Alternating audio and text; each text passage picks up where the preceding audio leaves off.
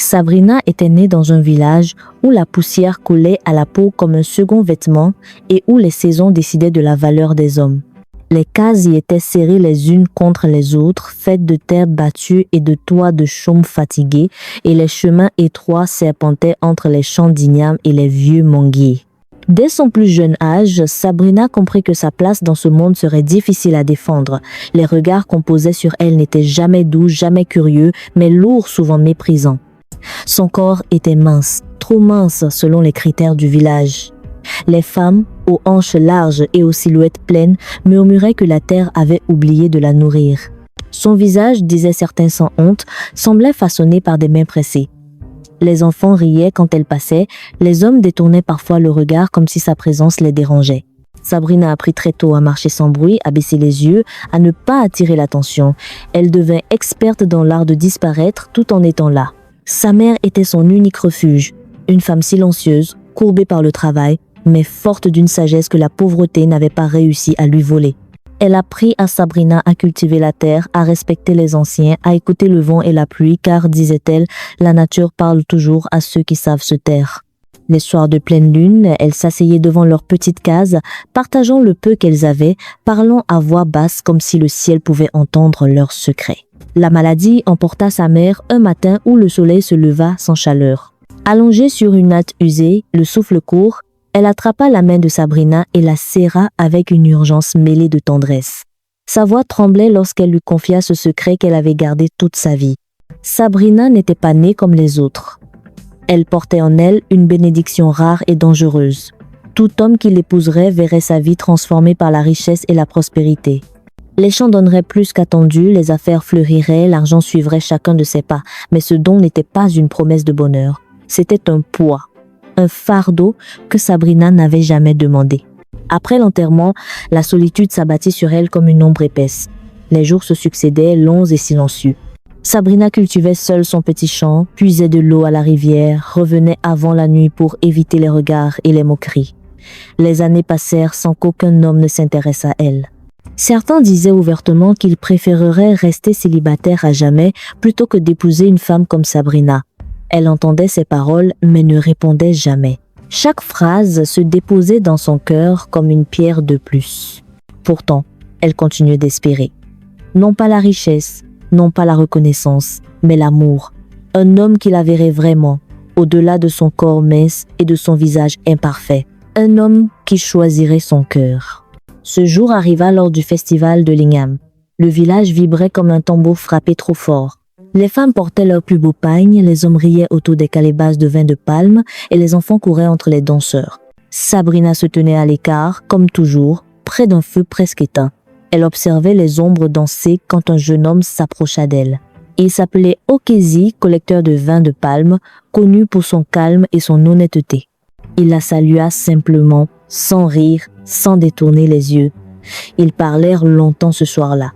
Il l'écoutait vraiment, comme si chaque mot avait du poids. Pour la première fois de sa vie, Sabrina sentit qu'elle existait pleinement aux yeux de quelqu'un. Leur amitié naquit ainsi, discrète et douce, avant de se transformer lentement en amour. Un amour sans promesse magique, sans attente cachée. Quand Okezi demanda sa main, le village entier fut stupéfait. Sabrina hésita longtemps, hantée par la bénédiction de sa mère. Elle craignait de condamner l'homme qu'elle aimait.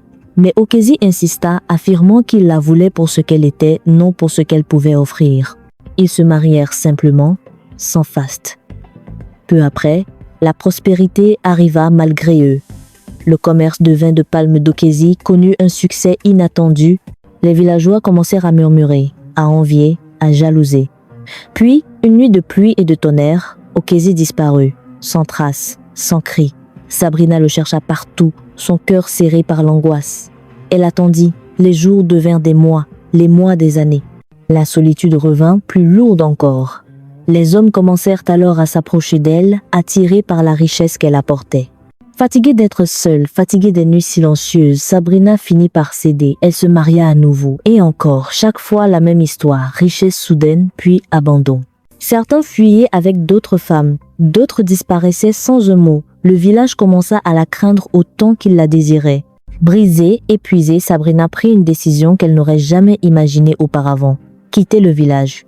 Quitter cet endroit qui ne lui avait offert que la solitude et la douleur. Une nuit, elle prit le chemin de la forêt, là où l'on disait que les esprits marchaient encore. Sur le sentier étroit, sous la lumière pâle de la lune, elle rencontra une vieille femme aux cheveux blancs comme l'écume de la rivière. Ses yeux brillaient d'une lueur ancienne. Elle regarda Sabrina comme si elle l'attendait depuis toujours. La vieille femme lui tendit un étrange sous-vêtement qui scintillait faiblement. Elle lui promit une beauté que nul ne pourrait ignorer, une apparence qui forcerait enfin le monde à la regarder autrement. Mais elle posa une condition claire et irrévocable. Sabrina ne devait jamais retirer ce sous-vêtement. Sabrina hésita longtemps, puis, poussée par le désespoir plus que par le courage, elle accepta. Sabrina rentra chez elle avant l'aube, le cœur battant, l'esprit envahi par la peur et l'espoir mêlé. Toute la nuit, elle fixa le sous-vêtement étrange posé près d'elle, scintillant faiblement sous la lumière de la lune comme s'il respirait. Elle pensa à sa vie entière, aux moqueries, aux abandons, aux hommes qui n'étaient venus à elle que par intérêt. Lorsque le jour se leva enfin, elle prit une profonde inspiration et enfila le sous-vêtement, puis se rendormit, épuisée. À son réveil, le monde sembla s'arrêter. Sa peau était devenue lisse et lumineuse, comme baignée par le soleil du matin. Son corps s'était transformé, ses formes s'étaient arrondies avec une grâce irréelle.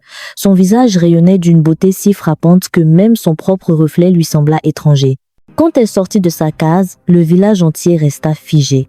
Les hommes laissèrent tomber leurs outils, les femmes cessèrent de parler, les enfants oublièrent leurs jeux. Sabrina, autrefois invisible, était devenue impossible à ignorer.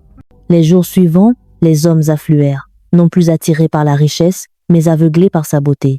Certains s'agenouillaient devant elle, d'autres promettaient monts et merveilles. Sabrina observa tout cela avec un calme étrange. Elle savait désormais que le désir des hommes changeait de visage, mais rarement de nature. Elle accepta finalement d'épouser l'homme le plus puissant du village, un chef riche et respecté, convaincu qu'en l'épousant, il posséderait à la fois la beauté et la prospérité. Mais cette fois, la bénédiction se transforma en châtiment. À peine quelques lunes passèrent que la richesse du chef s'évapora. Ses troupeaux moururent, ses terres furent saisies, ses alliés l'abandonnèrent. L'homme autrefois craint et admiré errait désormais dans le village, le regard vide, murmurant des paroles incohérentes. Les villageois commencèrent à comprendre que la beauté de Sabrina n'était pas un cadeau, mais une épreuve destinée à révéler les cœurs avides. Malgré la peur, les hommes continuaient à venir. La cupidité était plus forte que la sagesse. Jusqu'au jour où un étranger entra dans le village, vêtu simplement, le regard calme. Sabrina le reconnut avant même qu'il ne parle. Okezi, vivant, son premier amour, celui qu'il avait aimé avant la richesse, avant la magie, avant la beauté. Il raconta comment la jalousie l'avait fait enlever, comment il avait survécu grâce à des inconnus et comment son cœur n'avait jamais cessé de chercher Sabrina. À cet instant, elle comprit. Tant qu'elle porterait ce sous-vêtement, tout homme à ses côtés serait condamné. Elle ne pouvait pas laisser Okezi subir le même sort. Cette nuit-là, elle retourna dans la forêt et retrouva la vieille femme. Elle tomba à genoux, suppliant la fin du sort. La vieille femme hocha lentement la tête et lui révéla la vérité. La beauté lui avait été donnée pour punir les cœurs cupides, non pour briser l'amour sincère. De retour chez elle, Sabrina ôta le sous-vêtement et le jeta au feu. Les flammes l'engloutirent et avec elles disparut la beauté surnaturelle. Elle redevint celle qu'elle avait toujours été. Mince, simple, vraie, quand Okezi la retrouva ainsi, il sourit et pour la première fois, Sabrina sut que son cœur n'avait plus rien à craindre.